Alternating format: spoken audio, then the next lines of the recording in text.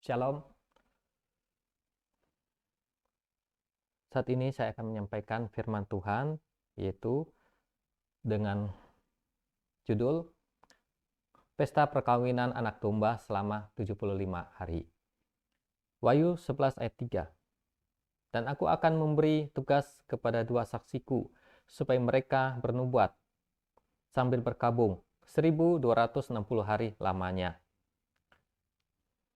Kedua saksi diutus pada zaman Antikris, yaitu selama 1260 hari. Wahyu 12 ayat 6. Perempuan itu lari ke padang gurun, di mana telah disediakan suatu tempat baginya oleh Allah, supaya ia dipelihara di situ 1260 hari lamanya. Gereja Tuhan diungsikan oleh Tuhan selama 1260 hari. Wahyu 13 ayat 5. Dan kepada binatang itu diberikan mulut yang penuh kesombongan dan hujat. Kepadanya diberikan juga kuasa untuk melakukannya 42 bulan lamanya. Antikris diberikan kuasa selama 42 bulan. 42 bulan sama dengan 3,5 tahun. 42 bulan sama dengan 3,5 tahun, sama dengan 1260 hari. Daniel 12 ayat 11. Sejak dihentikan korban sehari-hari dan ditegakkan dewa-dewa kekejian yang membinasakan itu ada 1290 hari. 1290 hari. Daniel 12 ayat 12. Berbahagialah orang yang tetap menanti-nanti dan mencapai 1335 hari. 1335 hari. Kitab Wahyu menulis 1260 hari. Kitab Daniel menulis 1290 hari. Jadi 1290 hari dikurang 1260 hari sama dengan 30 hari.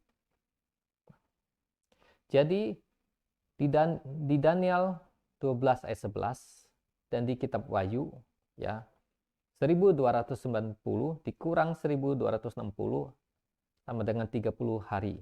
Jadi ada perbedaan 30 hari ya antara kitab Daniel dan kitab Wahyu. 30 hari sama dengan 1 bulan. Kenapa? Kenapa ada selisih 30 hari atau 1 bulan?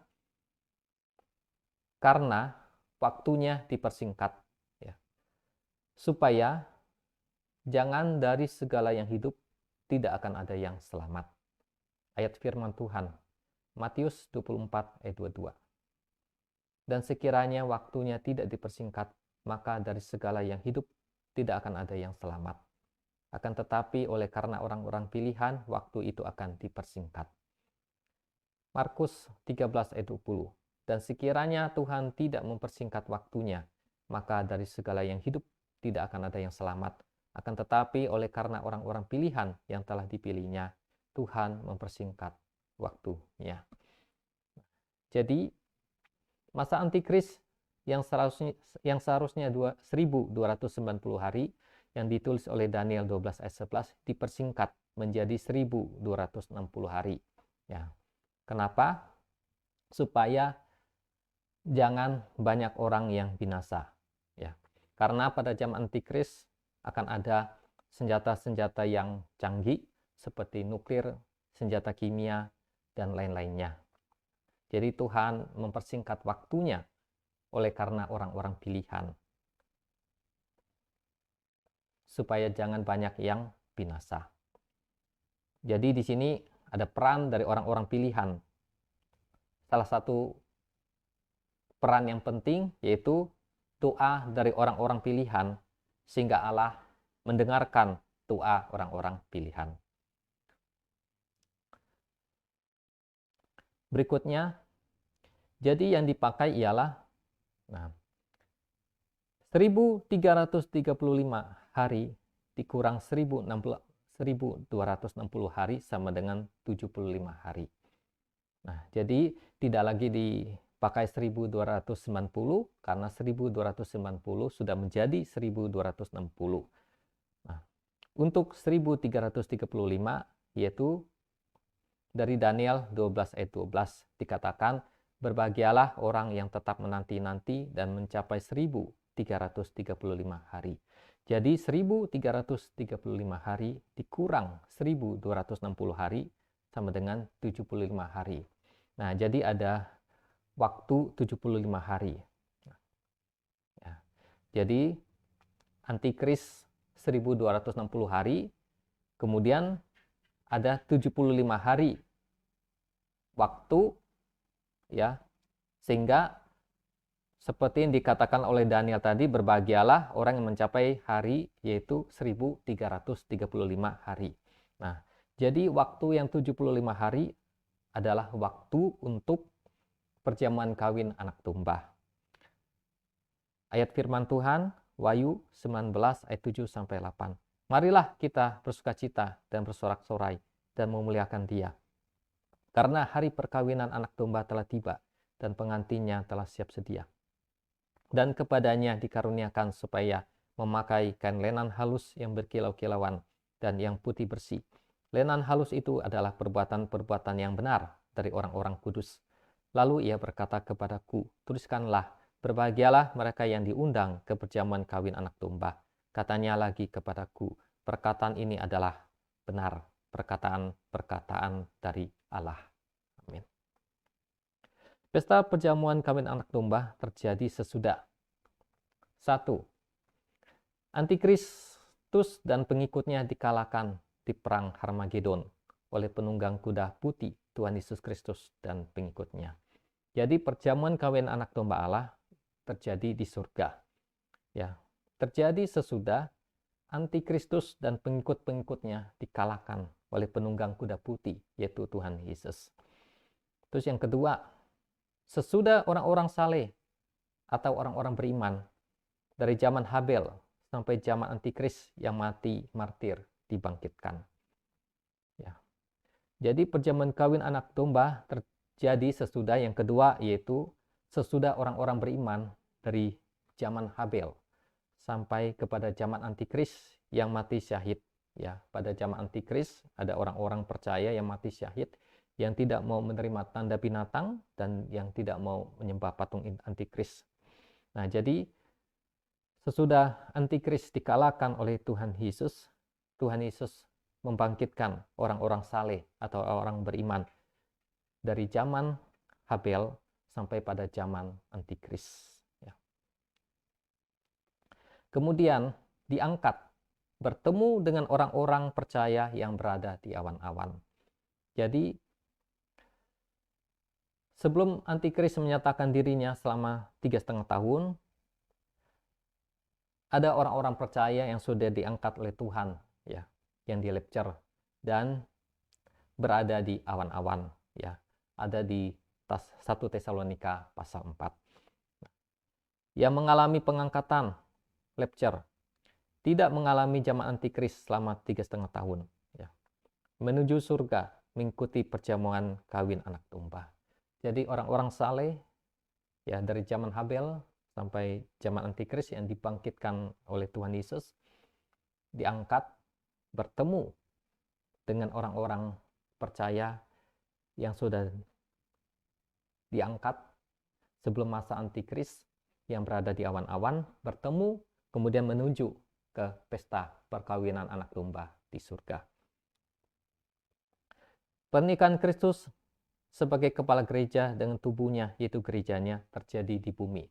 Jadi pernikahan terjadi di bumi, pernikahan Tuhan Yesus dengan gerejanya terjadi di bumi, bukan terjadi di surga.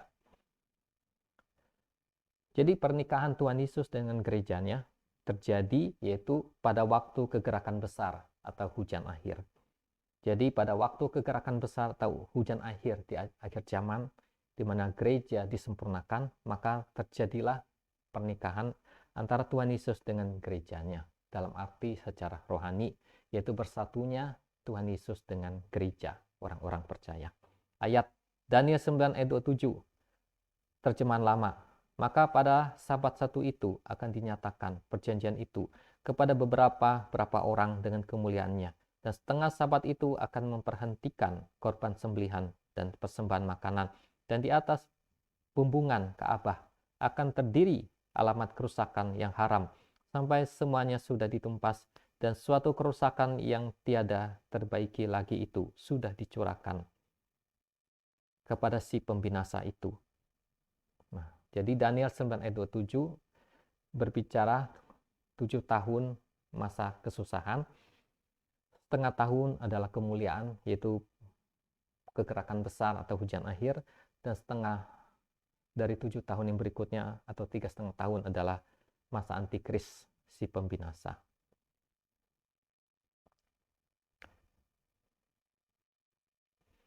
Yoel 2 ayat 23. Hai Bani Sion, bersorak-soraklah dan bersukacitalah karena Tuhan Allahmu, sebab telah diberikannya kepadamu hujan pada awal musim dengan adilnya, dan diturunkannya kepadamu hujan pada awal dan hujan pada akhir musim seperti dahulu. Dalam Yoel 2 ayat 23 dikatakan ada hujan awal dan hujan akhir. Kemudian Yakobus 5 ayat 7. Karena itu, saudara-saudara, bersabarlah sampai kepada kedatangan Tuhan. Sesungguhnya petani menantikan hasil yang berharga dari tanahnya, dan ia sabar sampai telah turun hujan musim gugur dan hujan musim semi. Dalam Alkitab bahasa Indonesia berbagai terjemahan, itu ditulis hujan awal dan hujan akhir. Nah, jadi ada hujan awal dan hujan akhir. Hujan awal berbicara yaitu pencurahan Roh Kudus pertama kali, yaitu di Yerusalem pada hari Pentakosta dalam Kisah Para Rasul pasal 2. Kisah Para Rasul pasal 2 dengan judul Pentakosta adalah pencurahan Roh Kudus yang pertama kali atau disebut hujan awal. Nah, di sini disebut hujan awal dan ada hujan akhir. Berarti hujan akhir adalah pencurahan Roh Kudus yang terakhir di akhir zaman. Jadi hujan akhir adalah pencurahan Roh Kudus yang terakhir di akhir zaman, atau juga disebut kegerakan besar atau kebangunan rohani besar di akhir zaman. Pernikahan Kristus dan gereja adalah bersatunya antara kepala dengan tubuh. Kristus ialah kepala, gereja ialah tubuhnya. Gereja ialah kumpulan orang-orang percaya. Pernikahan dalam arti rohani, bukan jasmani. Pernikahan terjadi di bumi, yaitu bersatunya Kristus sebagai kepala dengan gereja sebagai tubuhnya. Terjadi pada waktu gereja sudah disempurnakan. Jadi pernikahan antara Kristus dengan gerejanya atau bersatunya Kristus dengan gereja terjadi pada waktu gereja sudah disempurnakan. Gereja disempurnakan yaitu pada waktu kegerakan besar, pada waktu hujan akhir di akhir zaman.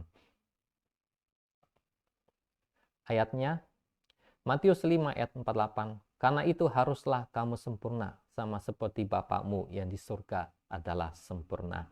1 Tesalonika 5 ayat 23. Semoga Allah damai sejahtera menguduskan kamu seluruhnya, dan semoga roh, jiwa, dan tubuhmu terpelihara sempurna dengan tak bercacat pada kedatangan Yesus Kristus Tuhan kita. Wahyu 12 ayat 1. Maka tampaklah suatu tanda besar di langit, seorang perempuan berselubungkan matahari dengan bulan di bawah kakinya, dan sebuah mahkota dari 12 bintang di atas kepalanya.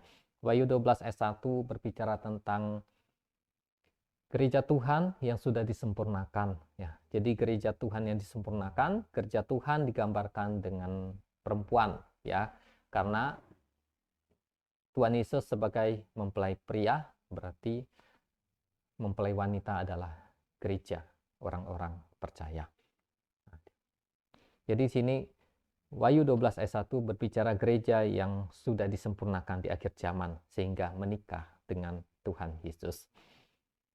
Sebab di surga tidak ada kawin mengawinkan. Jadi di surga tidak ada kawin mengawinkan. Kawin mengawinkan itu adalah hal-hal yang ada di bumi, di dunia. Jadi yang ada di surga adalah pesta perkawinan anak domba. Ayat firman Tuhan, Matius 22 ayat 30. Karena pada waktu kebangkitan orang tidak kawin dan tidak dikawinkan, melainkan hidup seperti malaikat di surga. Markus 12 ayat 25. Sebab apabila orang bangkit dari antara orang mati, orang tidak kawin dan tidak dikawinkan, melainkan hidup seperti malaikat di surga. Lukas 20 ayat 35. Tetapi mereka yang dianggap layak untuk mendapat bagian dalam dunia yang lain itu dan dalam kebangkitan dari antara orang mati tidak kawin dan tidak dikawinkan. Tuhan Yesus memberkati. Amin.